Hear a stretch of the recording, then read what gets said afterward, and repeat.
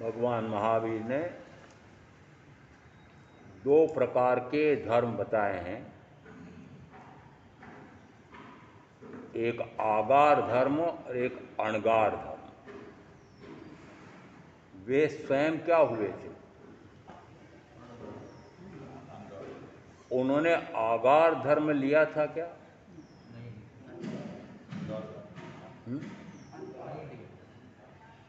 यदि उन्होंने आगार धर्म को आवश्यक माना होता तो वे भी पहले मध्यम मार्ग पर चलते और उसके बाद उत्कृष्ट मार्ग पर चलते। यदि उत्तराधीन सूत्रकार कहें या अन्य भी बया है, ज्ञान दर्शन चारित्र इन तीनों को मिला लें तो तीनों मिल करके मोक्ष का मार्ग बनते हैं। मोक्ष मग्ग गहिम सच्चम सुने जिन भाष्यम चौ कारण संयुक्तम नाण दंशन लक्षणम नाणम च दंशनम चेव चरितम च तवोतः ऐस मग्गुत्ति पण्णत्तो जिणे वर्धन से ही। ऐस शब्द का महत्व है यहाँ प्रथमतः कहा कि मोक्ष के मार्ग पर गति कैसी होती है वह तुम मुझसे सुनो। चार कारणों से संयुक्त और ज्ञान दर्शन लक्षणों वाला मोक्ष का मार्ग है। दूसरी पंक्ति में बात आई है चार कारणों से संयुक्त, और फिर लक्षण कौन से दिए? ज्ञान और दर्शन, ये मोक्ष के मार्ग के लक्षण हैं। और लक्षण का अर्थ हुआ लक्षण से लक्षी, गुण से गुणी पहचाना जाता है। तो मोक्ष का मार्ग ज्ञान दर्शन, मुख्यता से तो ज्ञान दर्शन का है, परंतु फिर चारित्र की अपेक्षा से चारित्र को सम्मिलित किया गया है। फिर चार कारण हैं, दो लक्षण हैं, और यहाँ कहा ज्ञान दर्शन चारित्र, तीनों की मैंने समन्वित साधना की। तो आचारांग सूत्र में प्रथम स्कंद में 137वें सूत्र में से कहा कि जैसी मैंने रत्नत्रय संधि साधना यहाँ की है वैसी अन्यत्र दुसाध्य है। तो यहाँ का रत्नत्रय रूप संधि साधना, तो प्रथमतः तो का तीन प्रकार के ज्ञान दर्शन चारित्र रत्नत्रय, और उसके बाद में कहा इन तीनों की संधि साधना। तीनों के संधि का अर्थ होना चाहिए तीनों एक साथ चाहिए, तीनों एक तरतमता के चाहिए, तीनों में कोई भेद अंतर विरोध नहीं चाहिए, तीनों एक समान। ज्ञान में, दर्शन में, चारित्र में तरतमता एक शरीर की हो, श्रेणी एक शरीर की हो, भिन्न भिन्न हो सकती। तप का अधिक हो जाए और ज्ञान न हो, ज्ञान तो हो जाए दर्शन न हो, ज्ञान और दर्शन तो हो जाए चारित्र ना हो, ऐसा नहीं कहा है। यह कहा ज्ञान दर्शन चारित्र रूप संधि साधना, और संधि का अर्थ होता है तीनों में एक साधता चाहिए, एक तरतमता चाहिए। तो मोक्ष का मार्ग यदि एक है, दूसरी गाथा में क्या है? ऐस मग्गुत्ति परिणत्तो, कि ऐसा यह ज्ञान दर्शन चारित्र तप रूप संधि चारों से मिल करके, चारों मिल करके मोक्ष का मार्ग बनते हैं। तो चारों मिलकर के मोक्ष का मार्ग है, ऐस का अर्थ होता है। तो अब तो बिंदी उड़ गई है, कहीं कहीं है। महावजी खोज रहे बिंदी की क्या बात की।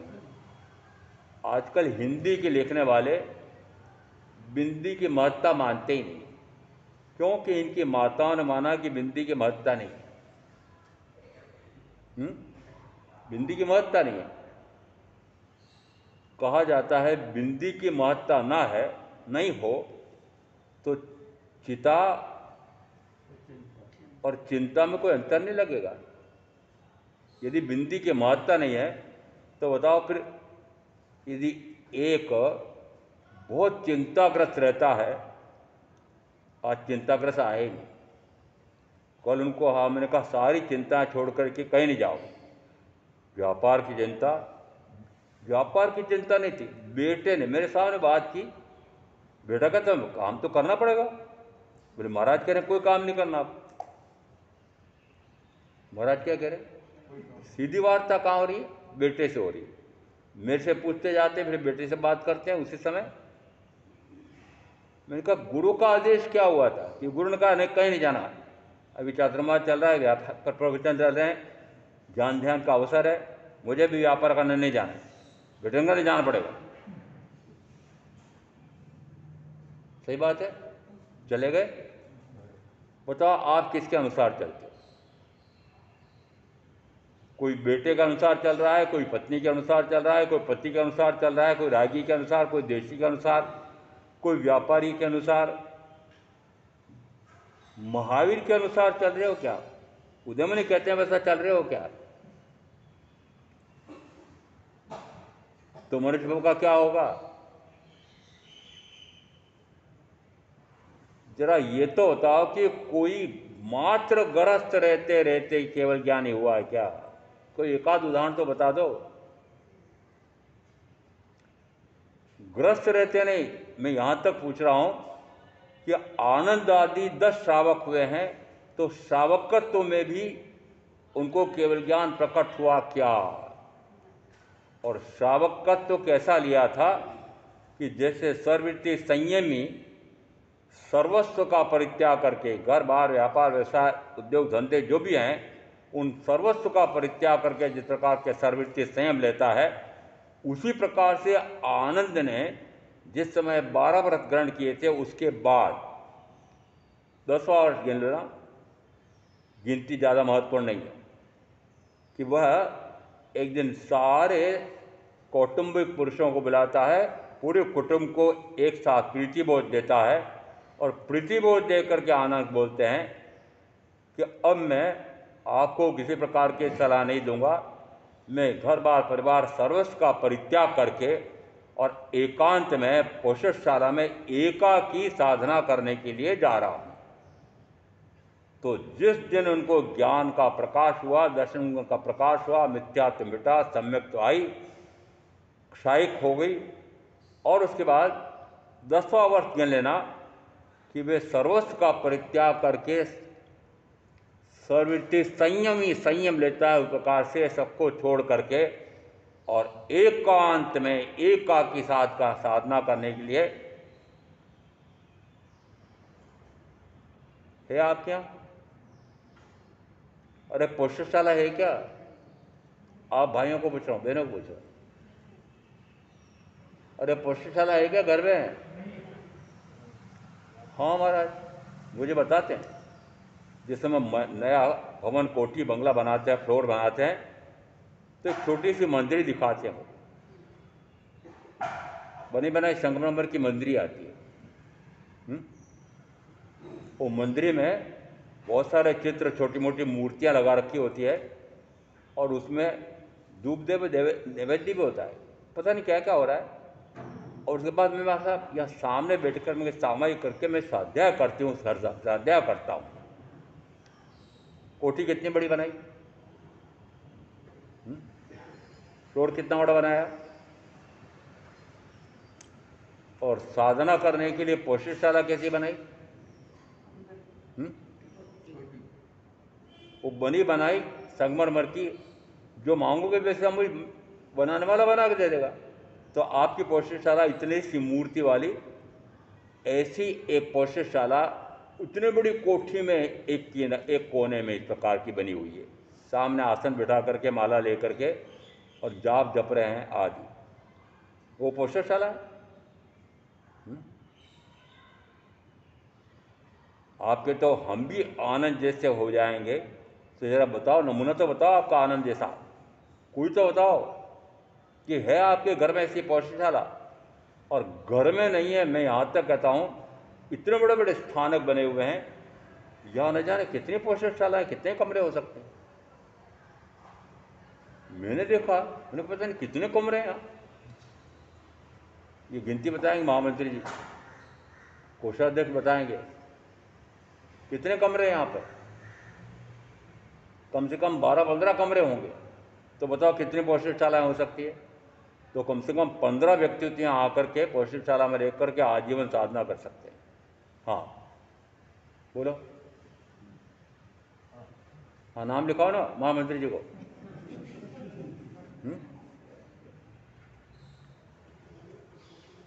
लिखाओ, नाम लिखाओ ना, 15 जने। पोषणशाला है ना यहाँ। और महाराज भी है, चौमासा भी है, महाराज साधु महाराज का चौमासा भी है, तब भी नीचे की मंजिल अलग अलग, ऊपर की मंजिल अलग।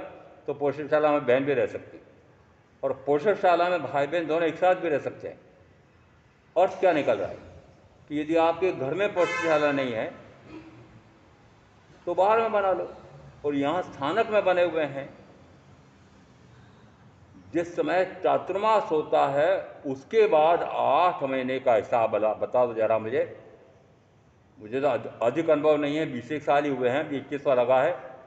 परंतु यदि समाचार भेजते हैं महामंत्री के पास, कोई नहीं मिले तो सेवादार को समाचार कराते हैं कि अमुक दिन महाराज आ रहे हैं, सूचना मिलने पर झाड़ पहुंच होती है स्थानक की।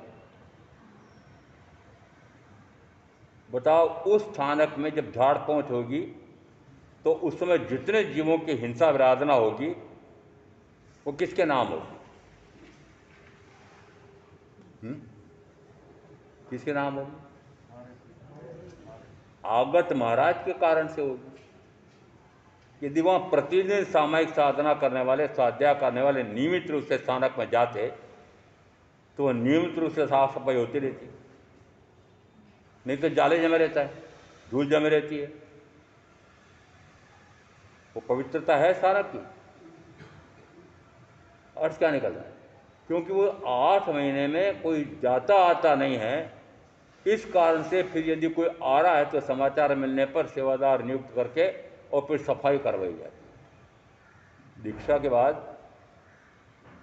3-1 साल तक, 4 साल तक ऐसा था कि जिस कमरे में मैं निवास करता था उस कमरे में मैं झाड़ू लगाने वाले को भी नहीं आने देता था। बताओ क्यों? वो सेवादार जिस समय झाड़ू निकालेगा वो चींटी का, मकड़ी का, बारीक बारीक जंतु भी होते हैं, उनका ध्यान रखेगा। फिर पोछा लगाएगा उस समय, पोछा कौन सा पानी का होगा?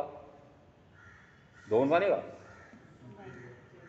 अरे सेवादार जिस समय साधु या साधु जिस कमरे में आश्रय ले रखा हो उस समय उसका पोछा कौन से पानी में लगता है? और मैंने देखा है, यहाँ भी देखा, अन्यत्र भी देखा है, उस पानी में चींटी मकोड़े मरे हुए पड़े। सेवादार ध्यान रखता है? उनको क्या पता? बरसात के दिन में मैंने अशोक विहार में देखा था, मकोड़े, क्योंकि पीपल आसपास बहुत सारे हैं, इतने मकोड़े होते थे, मकोड़े के साथ और जीव भी होते थे। बरसात होती तो उसमें वो मकोड़े तैरते रहते ऊपर, वो नाले में जा रहे हैं। उस समय वह सारी सफाई करता, पानी भर जाता सब तरफ, तो सारे मकोड़े कहाँ बहा देगा, वो चींटियाँ कहाँ बहा देगा? बताओ, यदि साधु या साधु उस स्थानक पर हों, उस स्थानक में अभी आवास ले रखा हो और उस स्थानक की आज्ञा साधु या साधु ने ले रखी है वापरने की, और उनके सामने इस प्रकार की जीवों की हिंसा विराधना हो रही है, क्यों हो रही है?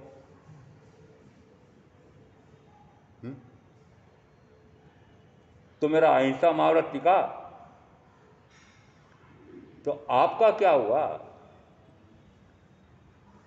अहिंसा में जानबूझ करके और त्रस्त जीवों की आकुट्य की बुद्धि से हिंसा विराधना नहीं करूंगा, और समुद्र पार व्यापार है।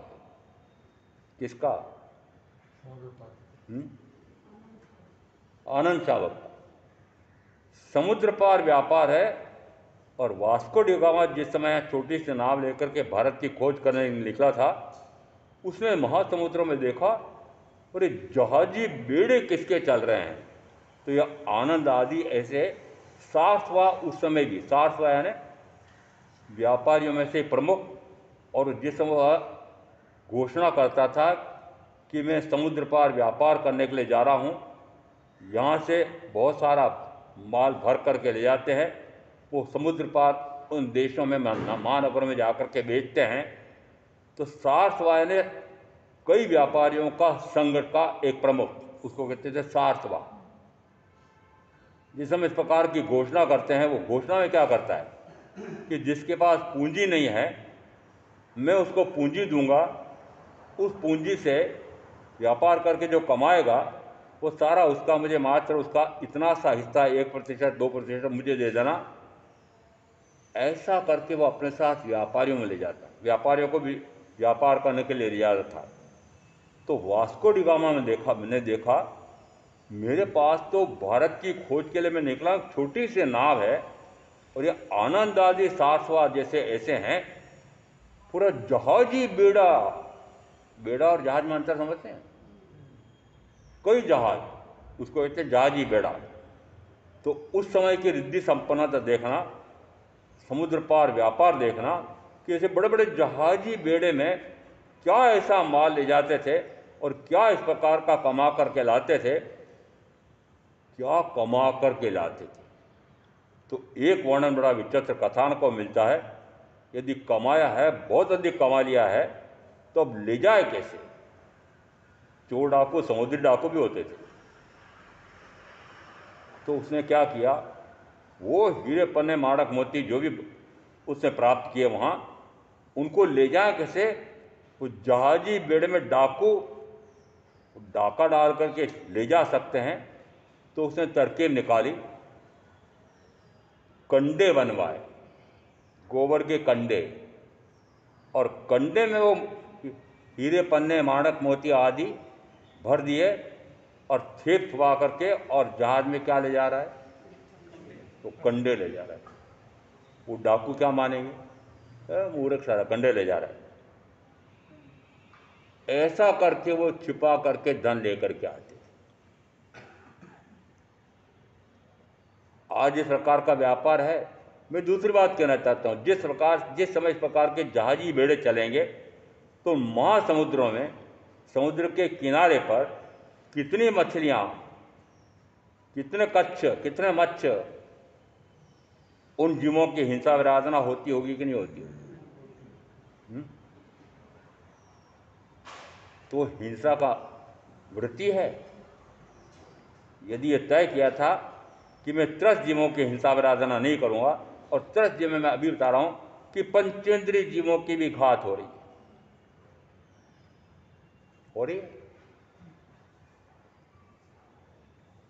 क्या सम्यक्ति ज्ञानी, जिसको आत्मज्ञान हुआ हो, आत्मदर्शन हुआ हो, और फिर उसको यदि मोहनी कर्म का दर्शन, मोहनी कर्म क्षीण हुआ हो, तो कहा जाता वो सम्यक्ति है। और कहा जाता आनंद आदि के लिए वो क्षयिक सम्यक्ति जीव थे। और यदि क्षयिक सम्यक्ति इस प्रकार से समुद्री पार व्यापार कर रहा है, और उसमें ये कच्छ और मत्स्य बड़े बड़े मर रहे थे, क्या महावीर ने आज्ञा दी? आप सारे सुनते हैं, आप सारे पढ़ते हैं कि महावीर ने दो प्रकार के धर्म बताए थे, एक आगार धर्म, एक अणगार धर्म। तो आगार धर्म को मानने वाले कौन थे? 10 तो विशिष्ट नमूने रूप, संख्या इनको याद होगी कि इतने श्रावक और इतनी श्राविकाएं, 12 व्रतधारी। क्या महावीर ने इस प्रकार का बताया? हमारा जगह जगह वर्णन आया है। भगवान ने जहाँ जहाँ पर भी धर्म कथा कही होगी, समोषण भी लगता है देवों द्वारा रचित, और उनके बिना भी समोषण होता है, सभाएं होती है।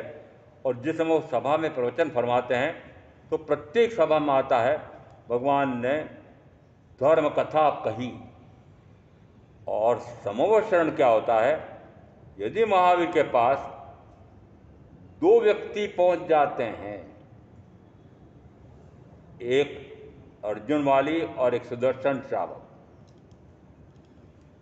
समोषण तो लग नहीं रहे थे, धर्म समाए भी हो नहीं रही थी। क्यों नहीं हो रही थी? कि अर्जुन वाली का आतंक था, इस कारण से सभा तो हो नहीं रही थी। फिर पहुंचा कौन? कि सुदर्शन श्रावक और अर्जुन वाली पहुंचा। और देखना आगम में वर्णन है, अद्भुत दर्शन सूत्र में आया है, तीर्थंकर महावीर ने धर्म कथा कही। कितनों को कही? 2 को। अरे प्रतीक्षा करना चाहिए ना कि देवेंद्र देव आएंगे, सारे समोषण रचेंगे, और तब मैं वो गंध कोठी पर बैठ करके और फिर प्रवचन दूंगा। ये तो 2 का उदाहरण है। एकमात्र अकेला पहुंचा था, मात्र उम्र भी 6 वर्ष, अतिमुक्त, धर्म कथा कही। एक और कल इस प्रकार के एक महाश्रमण महामानव ऐसे विशिष्ट ज्ञानी नगरी के बाहर अमुक उद्यान में आएंगे, घोषणा हुई, आकाशवाणी हुई, देवों द्वारा घोषणा हुई कि इस प्रकार से आएंगे, सारे उनके प्रवचन सुनने के लिए आना। एक गोशालक का मानने वाला उसने कहा, ऐसा महाश्रमण ऐसा कौन हो सकता है कि मेरे परम आराध्य तीर्थंकर गोशालक हो सकते हैं। सारी नगरी के लोग निकल करके और समूह के समूह दौड़े जा रहे हैं। तो उन्होंने कहा, तीर्थंकर गोशालक आ गए हैं। वो भी चला गया। सुनते सुनते सुनते सुनते जो बात कर रहे थे, जो प्रवचन फरमा रहे थे, सुन रहा था। सुनते सुनते आत्मा में अनंत वीर्य है, आत्मा का वीर्य जगाओ। उस आत्मा के वीर्य के जगते से ही अनंत ज्ञान, अनंत दर्शन, अनंत सुख, अनंत वीर्य प्रकट होता है। यह आत्मा का वीर्य, उत्थान, कर्म बल, वीर्य, पुरुषाकार, पराक्रम, ये वीर्य गुण के गुण हैं। और वीर्य गुण आत्मा का गुण है। ज्ञान गुण, दर्शन गुण, सुख गुण, वीर्य गुण। जैसे महावीर ने कहा वीर्य गुण, आत्मवीर्य की बात कही। देखो, आत्मवीर्य से क्या होता है? आत्मा तो निर्वीर्य है, आत्मा तो कुछ भी करने में समर्थ नहीं है। जो कुछ करता है वो कोई तीसरी ऐसी प्रकृति नाम की ऐसी कोई नियति है कि जो वह प्रत्येक जीव की नियति तय करता है। स्वयं जीव तो अपनी नियति तो तय कर ही नहीं सकता है, नियति तय करती है। जिस समय ऐसा प्रवचन पूरा हुआ, तीर्थंकर महावीर का तमोक्षण पूरा हुआ, सारे विसर्जित हो गए। और दूसरे दिन शब्दाल पुत्र की कुंभशाला में तीर्थंकर महावीर अकेले को समझाने के लिए जा रहे हैं। तीर्थंकर बड़े बड़े समोषण लगते हैं, सारे इंद्र इंद्राणियाँ, सारे उनके देव, और फिर सारे मनुष्य, पुरुष, स्त्री, और उसके बाद तीन पंचेंद्री भी। जहाँ ऐसे बड़े बड़े समोषण लगते हों, वहाँ पर एक व्यक्ति को समझाने के लिए तीर्थंकर। सत्य है कि नहीं? मैं जाऊं तो नहीं जा सकता ना? हमारे आप कैसे जा सकते? घर में जाकर आप कथा नहीं कर सकते? मैंने कहा महावीर ने तो की थी। अर्थ क्या निकल रहा है? वो तुम्हारे वो उन पर कोई कल्प लागू नहीं होता है। तीर्थंकर पर कोई कल्प लागू नहीं होता, पक्का है। बीच में बात पूछ लो, तीर्थंकर रात्रि में चल सकते हैं, विहार कर सकते हैं?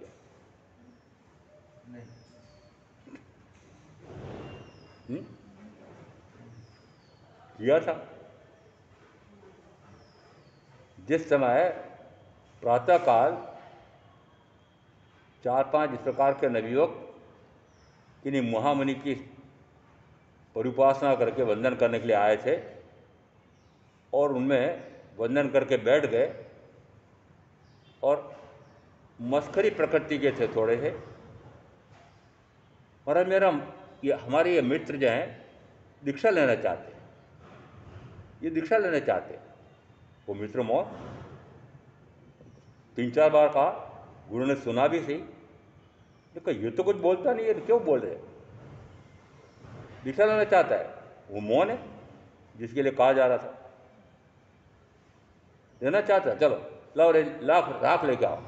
बाहर निकले, कहीं से राख लेकर आए, और राख लेते से उन्होंने मुंडन किया, और मुंडन करते से जिसका मुंडन हुआ था वो मस्करे साथी तो चले गए। भगवान, मेरा अभी प्रातःकाल ही विवाह समारोह पूरा हुआ है, मेरे पितृपक्ष भी यहीं है और ससुर पक्ष भी यहीं है, और तुरंत यहाँ से निकल करके भाग चलो, नहीं तो मुसीबत हो जाएगी। मैं कैसे चलूँ? मैं तो वृद्ध हूँ। कोई बात नहीं, मैं आपको कंधे पर उठा कर ले जाऊँगा, वो कंधे पर उठा करके ले जा रहा है। रात्रि पड़ने लग गई है। रात्रि पड़ने लग गई तो तब भी वह चल रहा था, और क्योंकि अंधेरा है, डपच डपच पांव पड़ रहे थे, तो ऊपर बैठे गुरु वो पूंजनी की डंडी और उसी दिन सिर मुंडित हुआ था, तड़ मारते रहते थे। वो मौन चलता रहता था। थोड़ी देर बाद एकदम सपाट चल रहा था, ठिकाना आया ना, मार पड़ी तब जाकर ठिकाना आया। भगवान आपकी कृपा से। मैंने कहा क्या बात है, कोई ज्ञान हुआ है? तो मौन हो गया। कैसा हुआ है? कैसा हुआ है? प्रतिहत कि अप्रतिहत?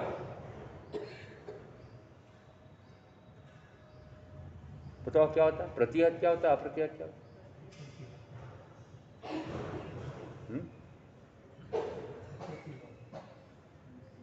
महासती मृगावती को जिस समय सूर्य चंद्र एक साथ आ गए सभा में, साक्षात विमान लेकर के आ गए थे, पता नहीं लगा कि सूर्यास्त हो गया है और बैठी रह गई। और जैसे विमान दोनों चले गए तो भागी भागी गई, और गुरु ने आर्य चंद्रमाला ने उपालम दिया, हम आर्यिकाएँ हैं, हम चाहे रात्रि पड़ गई है तो हम कहीं भी नहीं बैठ सकते हैं, चल कर के तुरंत हमें रात्रि के पहले पहुंच जाना चाहिए स्थानक में। उलाना ले रही महासती मृगावती, कुछ नहीं बोलते हैं। डांट जोर से पड़ रही है, और जोर से डांट पड़ते पड़ते, और हुआ क्या कि काला सर्प गुरनी के बाँह पर चढ़ रहा था। उन्होंने अपने हाथ से उठाकर अलग किया। तो क्या बात है? कुछ नहीं, कुछ नहीं। बार बार पूछा तो उन्होंने कहा इस प्रकार का एक काला सर्प भुजंग आपकी तरफ आ रहा था, वहां पे चढ़ने वाला था, मैंने हटा दिया। कौन सा ज्ञान हुआ है? प्रतिहत या अप्रतिहत? प्रतिहत यानी जो क्षीण होने वाला है, अप्रतिहत यानी जो क्षीण नहीं होने वाला है। कौन सा?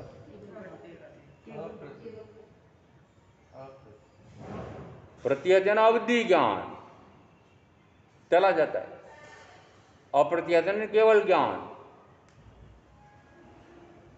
तो जैसे पूछा कि प्रतिहत क्या अप्रतिहत, उन्होंने कहा आपकी कृपा है तो कम क्यों होगा।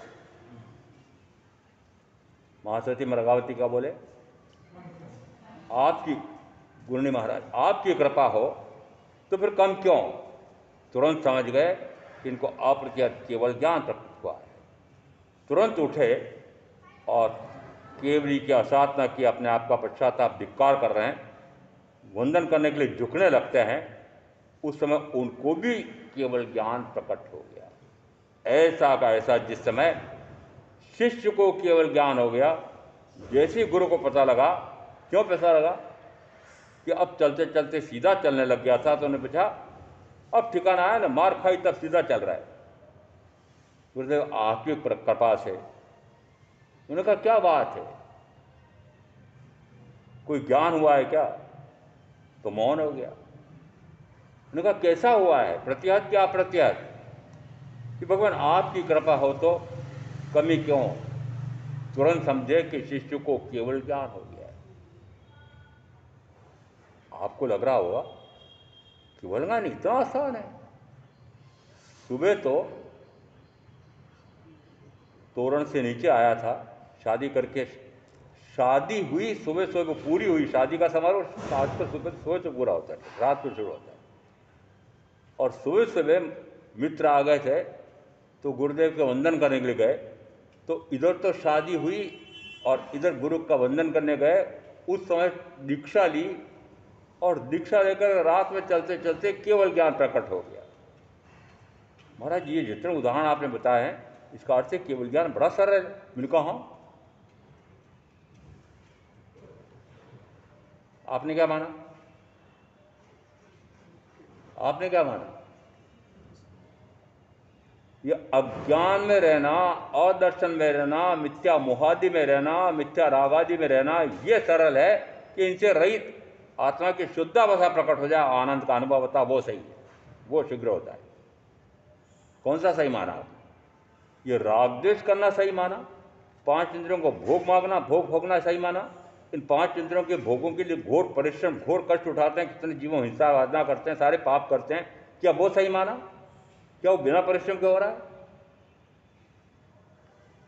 जो एक से लगा करके 5 इंद्रियों के विषय भोग सामग्री जुटा रहे हो, कमा रहे हो, फिर भोग रहे हो, भोगने के पहले सारे साधन, सारी सुविधाएं, ये सरल हैं कि कुछ ना करें और मात्र अपने आप का जानना जानना जानना जानना, निरंतर 2 घड़ी जानना। किसको? अपने आप को। अनजाना कौन? शरीर आदि। तो जानना अपने आप का, शरीर आदि का सबका छूट जाना। तो जिस समय जानने नाम का गुण अनंत काल हो गया है, अपने आप को तो जानता नहीं और शरीर आदि को अपना जानता है, वो अज्ञान है। वो ज्ञानावरणी कर्म की कृपा से। किसकी कृपा से? किसकी कृपा से हो रहा है? अज्ञान का कारण कौन है? मेरा ज्ञानावरणी। मेरा मैं क्या करूं?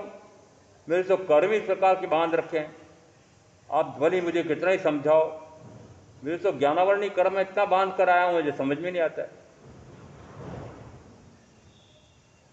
तो बताओ ज्ञानावरणी कर्म की कक्षा कैसे करो? यदि ज्ञानावरणी कर्म आप बहुत बांध करके आए हो और ज्ञान चढ़ता नहीं, तो आप क्या कहते हो कि कर्म ऐसे बांध के आए हो? महाराज महाराज आप कुछ नहीं समझाओ, मेरे मोहनी कर्म इतना बांधा हुआ, मैंने मोह टूटता तो है नहीं मेरा। और ये किसकी बात बता रहा हूं? फिर अब उत्तर क्या दूं?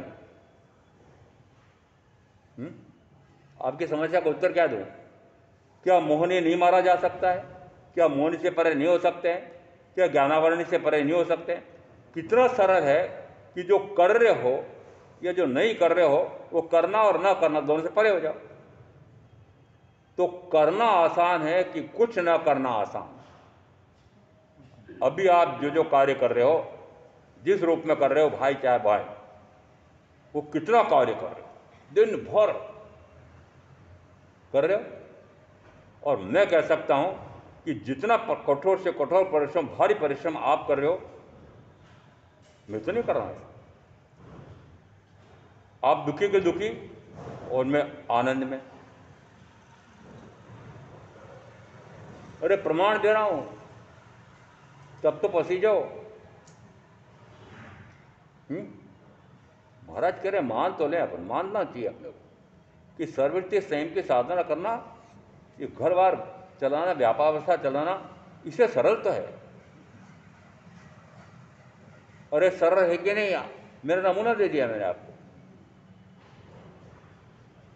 5 महावरत लेना, पालन पोषण पालन करना उसका, और अपने मस्ती में रहना, आनंद में रहना, आत्मा के आनंद में रहना, ये सरल है कि आप जो कर रहे हो सरल है? आपने किसको कठिन माना? सर्ववृत्तीय संयम को कठिन माना ना? तो आपके मानने से ये बीच का रास्ता निकला। बीच का रास्ता किसने निकाला? किसने निकाला होगा? आपकी असमर्था, आप यानी गृहस्थ की असमर्थता से ये बीच का रास्ता बना। 12 व्रत, मुख्य तो 5 ही हैं, बाकी तो शिक्षा व्रत, अणुव्रत है। तो मुख्यतः जो 5 प्रथम पापों का पूर्णतः जीवन पर्यंत के लिए 3 कर्ण 3 योग से परित्याग करता है, वह महाव्रती है। महाव्रती हो, इसी प्रकार का उपदेश तीर्थंकर ने दिया है। और आगे का फिर बीच का मार्ग कहाँ से आ गया, मध्यम मार्ग कहाँ से आया, तो स्पष्ट हो रहा है कि मध्यम मार्ग गृहस्थ ने निकाला है। तो जब इस प्रकार का मार्ग निकल गया तो आगमों में आ गया। जिस समय इस प्रकार के मार्ग पर चलने वाले वे आ गए थे, फिर आगमकारों ने जिस समय लेखन किया होगा उस समय उन्होंने मार्ग 2 प्रकार के बताए, लिख दिया। क्यों? क्योंकि जो साक्षात दिखाई दे रहा है वैसा लिखा गया। साक्षात दिखाई दे रहा है कि बहुत सारे ऐसे श्रावक श्राविका हो गए हैं कि जो 5 अमृत पालते हैं, श्री शिक्षापद अमृत को पालते हैं। तो फिर इस प्रकार का आगमों में लेखन आ गया कि भगवान महावीर ने 2 प्रकार के धर्म बताए हैं। 2 प्रकार के धर्म, अभी मैंने प्रमाण दिए सारे कि 2 प्रकार के धर्म है ही नहीं। मार्ग एक है, तो मार्ग यदि एक है तो उस पर 2 कैसे आ गए? ज्ञान दर्शन चारित्र तीनों मिल करके मोक्ष का मार्ग बनता है। तो बताओ इसमें अपवाद कहां से आए? महावीर ने बताया, मैंने बता रहा हूं, मार्ग तो एक ही है। और अब मैं पूछ रहा हूं कि आनंद ने कितनी बार कहें कि इस प्रकार का जो व्रत लिया है उस व्रत में वो जितनी छूटें रखी हैं वे छूटें महावीर ने कहा हाँ रख लो। वो 27 बोलों में 27 बोल, 27 बोल कौन से व्रत में? 7वें।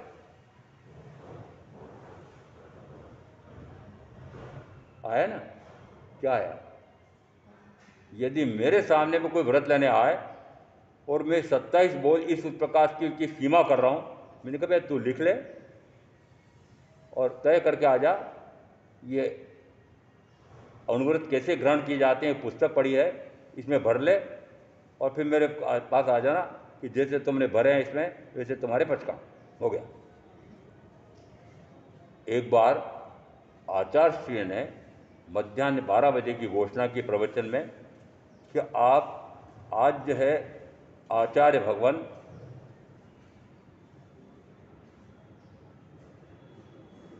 बारह व्रतों का पचकाण कराएंगे। वृत्ति साधना, तो वृत्ति साधना करने के लिए इस प्रकार से फिर बहुत सारे खड़े हुए और उन्होंने फिर इस प्रकार का पचकाण कराया। मैं वहीं था, शाम को प्रतिक्रमण हुआ, प्रतिक्रमण के बाद हम सब बैठे। उस समय एक बहुत बड़े महारथी श्रावक आ गए थे जिन्होंने दिन में ये इस प्रकार की व्रत लिए थे। सहज ही एक और संत ने पूछ लिया कि आपका व्यापार तो सारा 1 नंबर में होता होगा ना? तो 1 नंबर 2 नंबर तो आप तो समझते होंगे, मुझे तो पता लगा। मैंने 1 नंबर 2 नंबर क्या होता है? वो श्रावक क्या बोले जिन्होंने दिन में वो वृत्ति साधना, वो वृत्ति दीक्षा ली थी। और साहब जो ये भवन बने हुए हैं ना, ये करोड़ों रुपए के भवन, ये क्या सफ़ेद कमाई से बनते हैं? फिर ये 1 करोड़ से 5 करोड़ 7 करोड़ 10 करोड़ तक के चौमासे होते हैं, ये क्या सफ़ेद कमाई से होते हैं? ये कौन बोल रहा है? जिनने दिन में कौन सी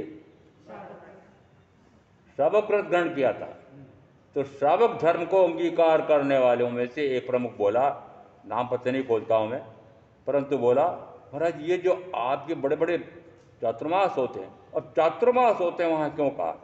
क्योंकि आप बैठे बैठे आचार्य, मेरे थोड़ी कह सकते। मैंने तो वहाँ चौमासा किया तो 1 रुपये खर्चा नहीं हुआ। तो इसका अर्थ है कि वो जो लाखों करोड़ों चौमासे में खर्च हो जाते, हजारों के स्थान पर लाखों हो गए, लाखों से फिर करोड़ों में आ गए।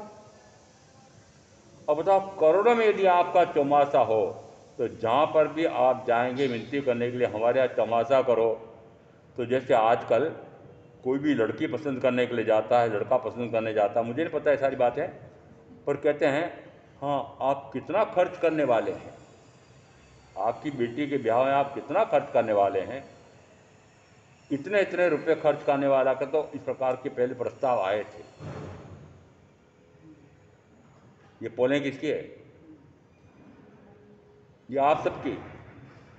खरीद बिक्री किसकी, चाहे वधु की कहो चाहे वर की कहो। मैंने कहा आज भी संविधान में ये मनुष्यों के शरीर का व्यापार व्यवसाय नहीं होगा, मनुष्य शरीर बिकेगा नहीं, परंतु मनुष्य शरीर का विक्रय तो अभी भी हो रहा है, खरीदा अभी भी हो रहा है। कन्यादान, दान की वस्तु हो ना, दान किसका दिया जाता है, वस्तु का दिया जाता है ना। आप वस्तु हो, तो दिया ना। तो कन्यादान भी दिया, और यदि 8 से विवाह हुआ है तो 8 को, 32 का हुआ है तो 32 को, तो फिर 32 प्रकार की हीरा पन्ना माणक मोती से लगा करके घर के सामान, रसोई घर के सामान सहित पता नहीं प्रीति दान, तो बेटी वाला अपनी बेटी के को प्रीति दान देता है, उतना उतना वापस ससुर भी देता है। आ रहा है? वो दान क्या है? ये खरीद बिक्री है कि नहीं? ये सारे बिककर क्या आई हैं? इन्होंने खरीदा, इनके पिताओं ने खरीदा, मैंने अभी तक सिद्ध किया। खरीद के लाया कि बिक के आए हो? संजय भाई बताओ, अब बिके हो कि खरीदे हो? कोई तो बोलो भाई। इस कार से कि अभी भी खरीदी बिक्री किसकी हो रही है? जो खरीदी बिक्री सामान के कर सकते हैं, तो पति या पत्नी की भी खरीदी बिक्री होती है। फिर खरीदी बिक्री में पढ़ा लिखा कितना है, रूप लावण्य सौंदर्य कैसा है, वो भी खरीदा बेचा जाता है। मैंने कहा मनुष्य कैसे हो गए हैं, ये महावीर के अनुयायी कहे जाते हैं, ये शरीर भी खरीदे बेचे जा रहे हैं संविधान में, तो इसको असंवैधानिक घोषित किया है। इसका अर्थ क्या निकल रहा है? ये इस प्रकार के वृत्ति भी ऐसा कर रहे हों, मुझे कहने के बाद क्या है कि दिन में तो इस प्रकार की एक ऐसे पचकांड लिए हैं, शाम को पूछा जा रहा है तो कहते महाराज ये आपके जितने कारोबार हैं, जितनी बोलियां बोली जाती है, हमारे यहाँ पर भी बोलियां आ गई है, परंतु जहाँ जहाँ पर भी बोली जाती है, चाहे श्वेतांबर में चाहे दिगंबर में, मूर्ति वालों के यहाँ का, कि जो जो बोलियां बोली जाती है, क्या उनको आयकर अधिकारी के सामने दिखाया जाता है? तो बोलियां कौन से दिन की है? कौन से दिन की है? इनका धर्म सफेद है कि काला है? अरे आत्मा शुद्ध होता है तो वो शुद्ध धवल होता है कि काला रहता है?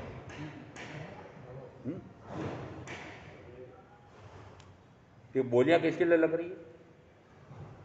ध्वजारोहण की बोली हो रही है, पता नहीं क्या क्या, और स्थानक वासियों में भी बोलियां तो आ गई है। अभी तो बोली चौमासे की बोली लगाओ, हमारे अमुक महाराज का चौमासा है, अब बोली लगाओ, कौन अधिक से अधिक पैसे देकर के खर्च करेगा चौमासे? महामंत्री जी आपको तो अनुभव होगा ना कि कौन से साधु का चौमासा कितने रुपए में मिल सकता है। तो चौमासे भी खरीदे बेचे जा रहे हैं, जरा मेरा भी तो बता दो। अरे पूछो तो महामंत्री को कि उद्योगों को कितने में खरीद के लाया 5 महीने के लिए? क्या हालत हो गई है, क्या हालत हो गई। वृत्ति की हालत बता दी मैंने, और महावृत्ति की दुर्दशा बता दी। ये क्या हाल हो गया है। और क्या निकल रहा है कि हम कैसे होने चाहिए और क्या हो गए हैं। वास्तविक स्वरूप तो चाहे महावृत्ति का कहो न चाहे वृत्ति का कहो, जो स्वरूप आया आगमों में, उसे तो पूर्णतः विपरीत चले जा रहे हैं, पूर्णतः विपरीत। और अब मैं ये आगम के अनुसार इस प्रकार के उत्कृष्ट से उत्कृष्टतम साधना बताऊं तो आपको लगता है तो हो ही नहीं सकता, ये तो हो ही नहीं सकता, ये हो ही नहीं सकता। जब इस प्रकार की आवाज़ आती है तो फिर सूत्रकार ने कहो ये बीच का मार्ग भी अपनाने वालों को देख करके कहा कि ये बीच का मार्ग भी है। किसको देख कर कहा लिखा कि जब इतने लोग इस प्रकार के मात्र अणुव्रत ले रहे हैं तो फिर आगम कारणों लेखन में ये दो प्रकार के धर्म महावीर ने बताया, ऐसा लिख दिया। तो साक्षात दिख रहा है तो लिखने में आया है, पर वो लिखने में आया है वो कब आया है? महावीर के समय में तो ऐसा था नहीं। कहीं बता दो कि महावीर ने कहा कि हाँ ले लो, महाराज आया है, जैसा सुख है वैसा करो, तो जैसा तुमको सुख लगे वैसा करो, धर्म कार्य में विलंब मत करो। ऐसा जिस समय कोई पूर्णतः 5 महाव्रतों का पालन करने के लिए व्रत महाव्रत ग्रहण करता है, उस समय महावीर ने बड़ी प्रशंसा की होगी। और जिस समय 12 वर्ष पच के आनंद आदि ने तो उनकी भी प्रशंसा की होगी। फिर एक कोणिक ऐसा आया कि प्रशंसा भी बहुत की, पर साथ का साथ बोला कि भगवान आपके प्रवचन तो ऐसे हैं, आपके प्रवचन तो ऐसे, इतनी प्रशंसा औपाधिक सूत्र में मिलेगी, इतनी प्रशंसा की। और प्रशंसा करने के लिए बाद बोला कि भगवान मैं तो अपने राजकाज को चलाने के लिए वापस जा रहा हूँ, और राजकाज भी कैसा चलाना है कि अपने राज्य की व्यवस्था के लिए हार हाथी के लिए युद्ध भी करना पड़ेगा महाराज। तो भगवान मुझे तो वो युद्ध भी लड़ना पड़ेगा जिसमें 1 करोड़ 80 लाख मनुष्य मारे गए थे। क्या महावीर ने आज्ञा दी?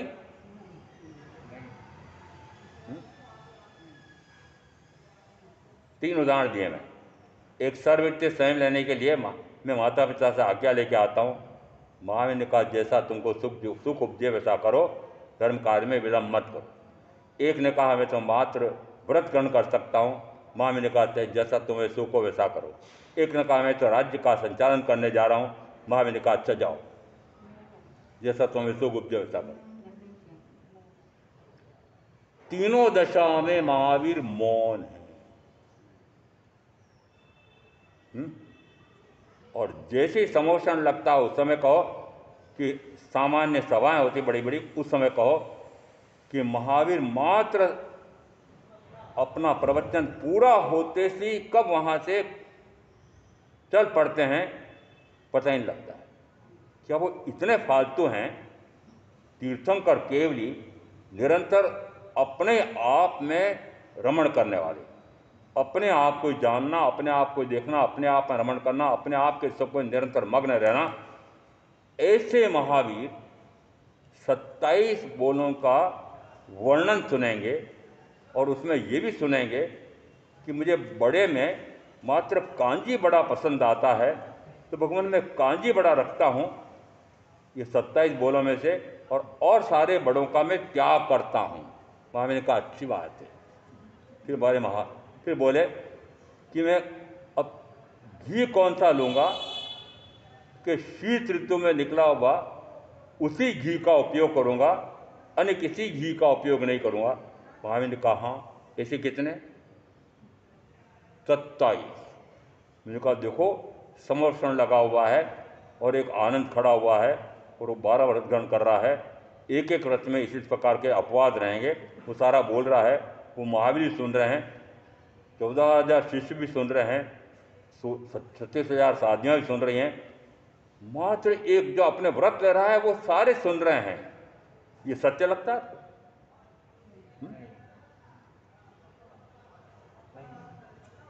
क्या तीर्थंकर इस प्रकार के फालतू हैं?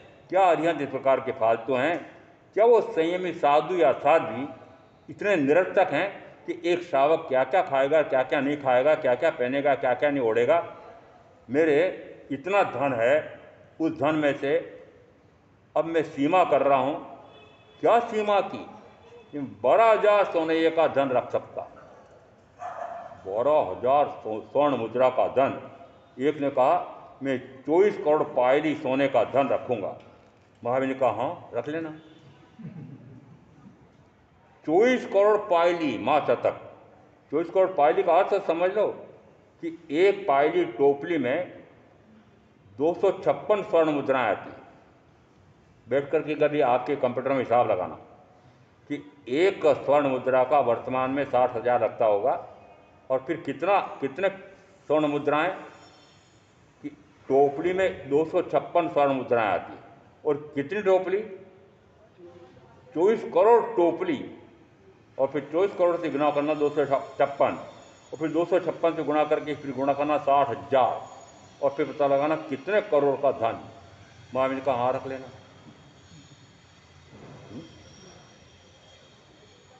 फिर पुण्य श्रावक को क्या कहा होगा? क्या कहा होगा? क्या पुण्य श्रावक की सामायिक और आनंद की सामायिक बराबर है? हाँ महाराज, वो भी एक भव करके मुक जाएंगे, ये भी एक भव करके मुक जाएंगे। अरे वर्तमान के साधना पूछ रहा हूं, बराबर है। आज मेरे सामायिक साधना करते समय कुछ मन नहीं उचाट लग रहा था। पति पत्नी से आपस में चर्चा हो रही है, वो क्या कारण हुआ होगा?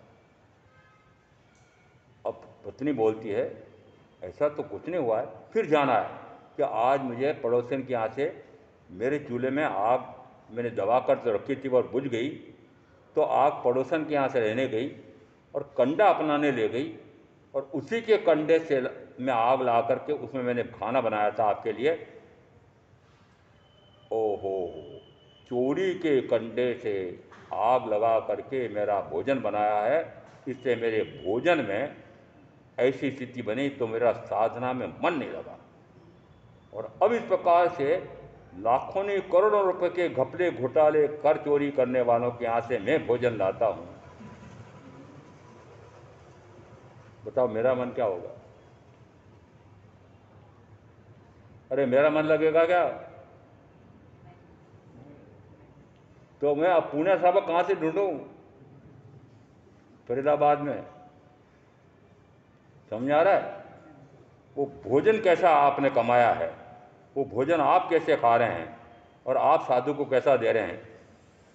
क्या वह चोरी का भोजन नहीं है? महा चोरी का भोजन नहीं है? डकैती का भोजन नहीं है?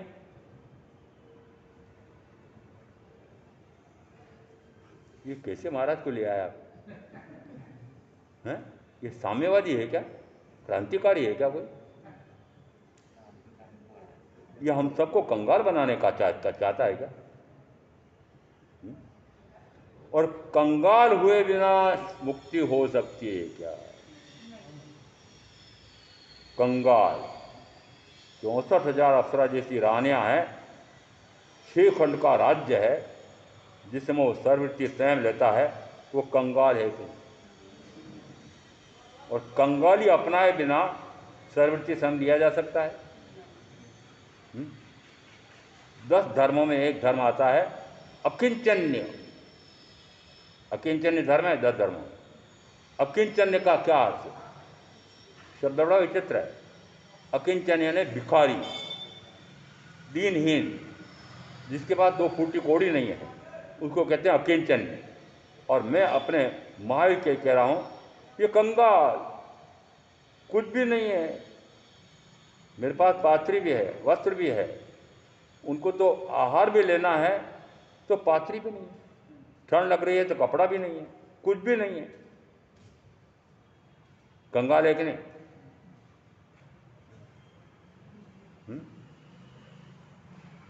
और चक्रवर्ती उनको वंदन करता है,